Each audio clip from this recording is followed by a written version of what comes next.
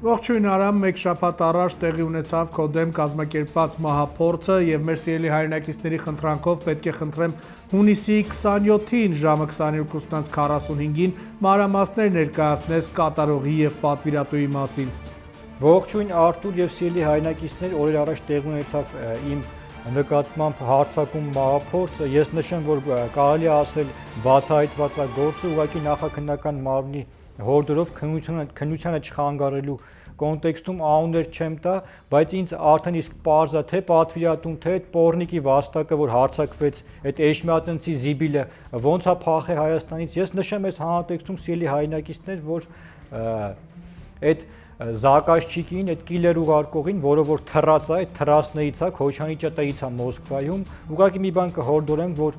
Մոսկվայի կենտրոնում Ասունտա Մադրե ռեստորան գոյություն ունի, եւ այդ ռեստորանում կհորդորեմ, որպեսի եզրասի գլխավորությամբ ձեր կնանիքով, ձեր պուտանկա հարցերով աղջիկ երկով հավաքվեք, եւ եթե դուք ինձ իմ հետևից գալի խփում եք, մենք հետևից խփող չենք։ Մենք ուղղակի մոտ օրերս, երբ նախաքննական մարմինը արդեն թույլ տա խոսենք,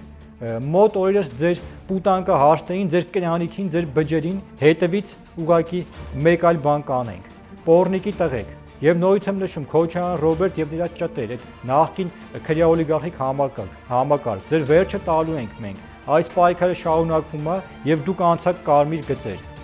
Ձեր ինքնասիրությունը ես տրորելու եմ ձեր վրով անցնեմ։ Մերու մանուկ չենք նայելու պուտանկի բալեք։